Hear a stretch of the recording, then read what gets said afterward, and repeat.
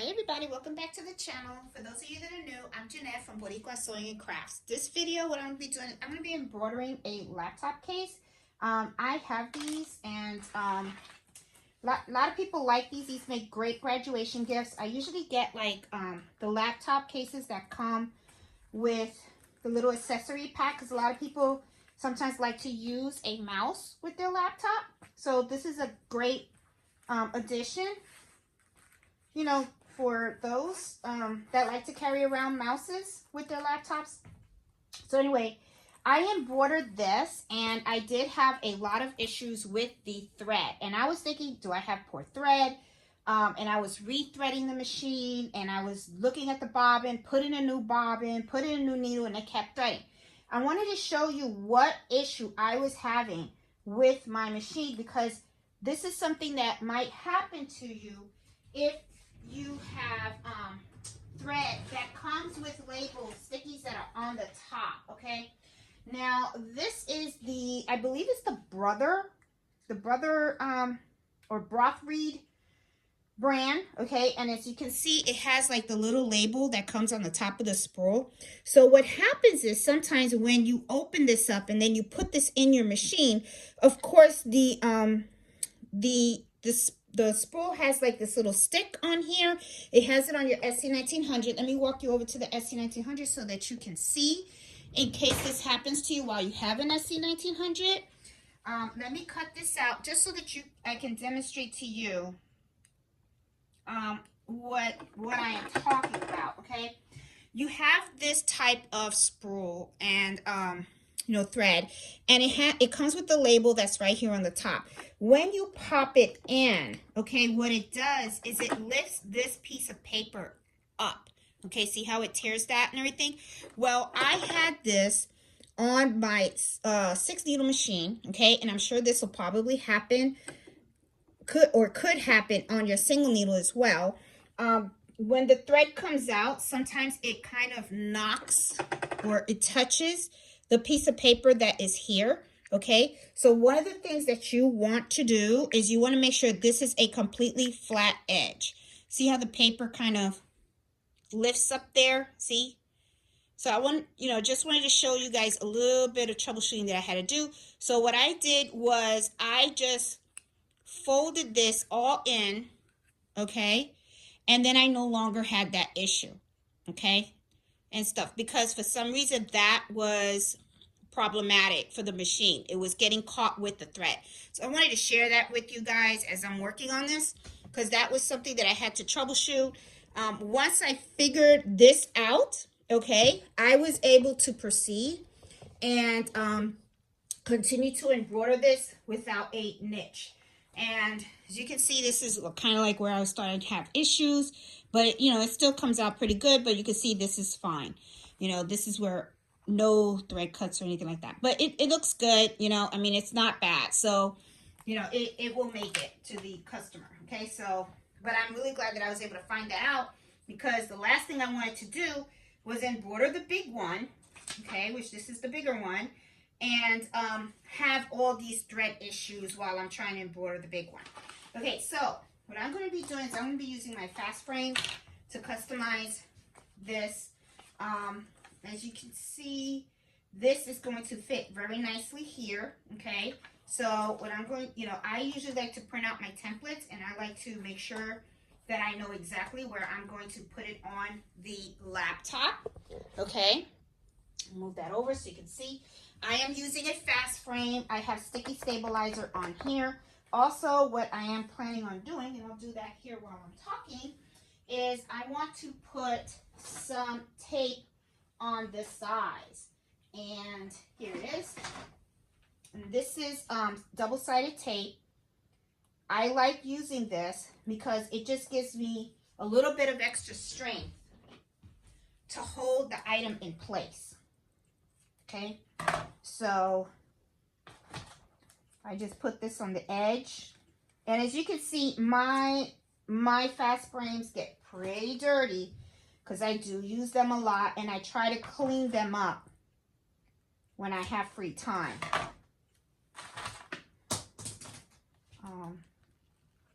I like to put them on the sides. Another little tip, if you use fast frames and stuff, sometimes it can kind of confusing of what's the top and what's the bottom of these fast frames.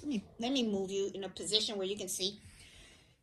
It's supposed to be having a curve down here, right? So there have been times when I've accidentally put the fast frame the opposite direction. So one of the things that I do is I take a marker and I just write top, okay? That way I know automatically this is the top of the fast frame, not the bottom, okay? So just another little quick tip that I do just to make things a little bit easier for me. Okay, so what I'm going to do now is I'm going to take off the thing for the tape. There you go. And take this off too. This would be a lot easier if I had stopped biting my nails and just do what I'm supposed to do. Okay, so there you go. I am going to put another little piece here, you know, just to secure it. I really like to secure my items when they're on the machine because I don't like to have any problems during, you can tell I have pretty dirty. See all that thread? That's pretty dirty. That's not good. This is definitely going to have to be cleaned today. This is a fast frame that's going to have to be cleaned. For sure. Okay, so let me take this off. There you go. So I got all this. This is pretty sticky, so you know, it's pretty good. Okay, so usually what I like to do, the way I do this is I go over to the 6-needle machine. I like the 6-needle machine because the 6-needle machine. Okay, now. Like I was mentioning, I like doing this on the 6-needle machine because the 6-needle machine has a laser. And the laser tells me exactly where that needle's going to hit, okay? So I have my fast frame on. Well, I have my, no I don't. Oh my goodness, look at that. Man, I must be going through some phases or something. I tell you, where is the fast frame? I took it out. And I unbuckled it. And it's not on the machine. I know I put it somewhere. So if you got to hold on for a minute, I have to find my fast frame, which I'm kind of like shocked. That's a big piece. Where the heck did I put it in my room? So I will be right back. My goodness, I had this right by the Cricut machine. I tell you. And this is a small room. Could you imagine if I had a bigger one? I would lose everything. Anyway, here's the fast frame. Putting it in, okay? And what I like to do is, oh my goodness, I was going to say, now I lost the hoop. Okay, I like to put the hoop in, and then I like to see exactly where this is going to go, okay, where I can line it up. And I need to unscrew this a little more so I can make more room. Put this in. There we go. Now it's in there. I got to just tie the knob. Make it secure. Tight. Yep, it's tight. All right. Hit set. End. Okay, so it tells me right here. I'm not sure if you see it on the camera. You probably don't. Let me just make this a little bit. See? Right here. Okay? Just want you guys to see right here. See, there's that dot. Okay, this is the laser. Okay, I know it's going to be really hard for you guys to see it on the camera. Okay, but I follow the laser. Okay, I do a trace because I want to make sure that I know where the laser is. Now, it first starts off at the middle of the design.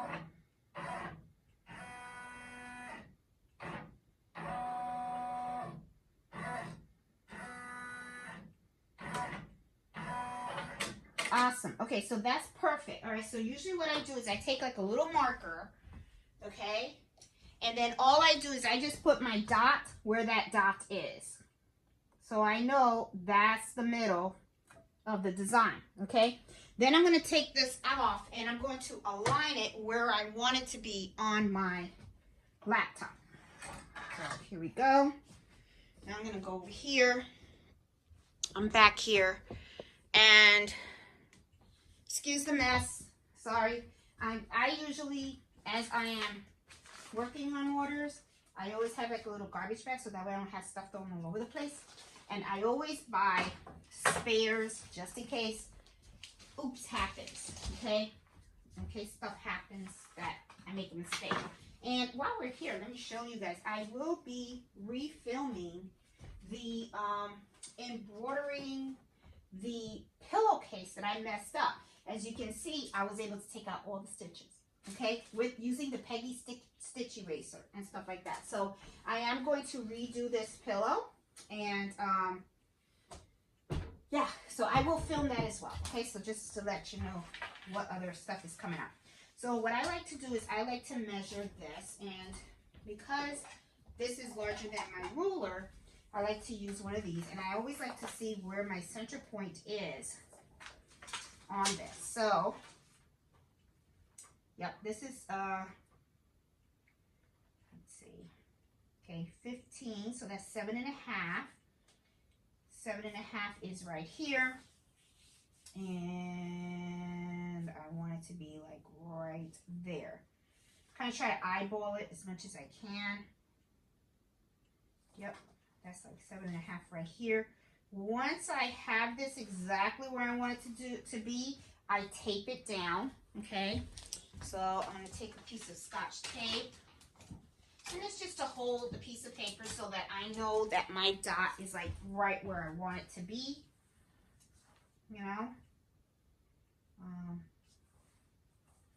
This is perfect. And I just tape it down like this, okay? That way, when I put it in here, I know it's fine, okay?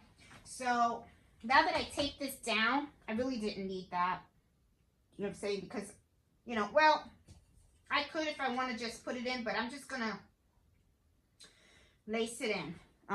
Well, put it in, I guess. So let's go back here. And I'm going to put this in. And I'm going to see how comfortable I can put this laptop in its place. Okay. So I have this here. So I already kind of know where my center point is because I'm paying attention to that X thing. So I'm going to start putting my laptop in here, and I have to kind of like be kind of careful because I have all that extra tape. There you go. Perfect. Okay. And I just have to move this down a little bit. There you go, so that I have it perfectly aligned with how I want it. Okay.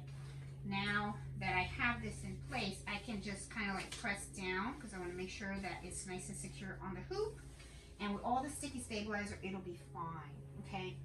Now, this is a little bulky at the bottom, so it might lift and stuff like that. So I just want to watch it. Now I'm just going to do a trace because I want to make sure that this really doesn't like, that it's not uncomfortable and that it's going to embroider fine, because the last thing you want, especially on something like this, because they are expensive, these are not cheap, you don't want to start embroidering and then you find out that this, when it got to a certain part where it needed to embroider, that it was uncomfortable and then your product shifts, okay? Because if it shifts, it misaligns the whole design, okay? So I'm going to just hold the bottom up because if I have to babysit, it's fine. But I'm going to trace it.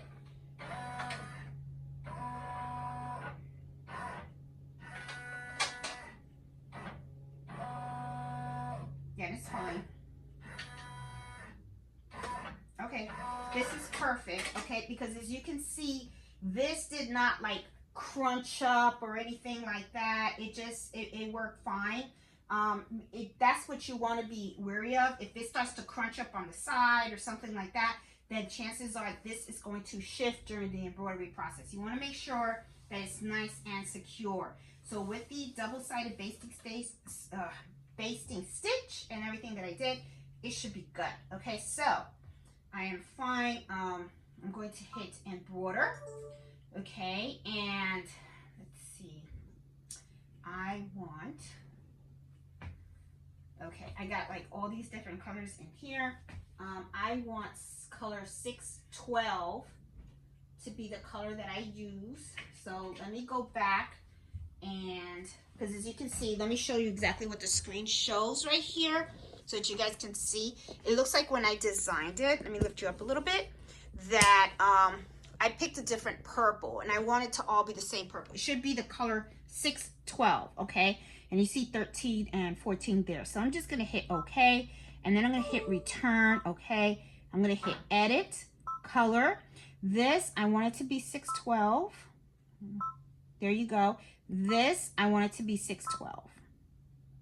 And this is gonna be the gold, okay? And I'm gonna hit okay, I'm gonna hit end edit, I'm gonna hit embroidery. Okay, now the 612, as you can see, the 612, I do have it on the,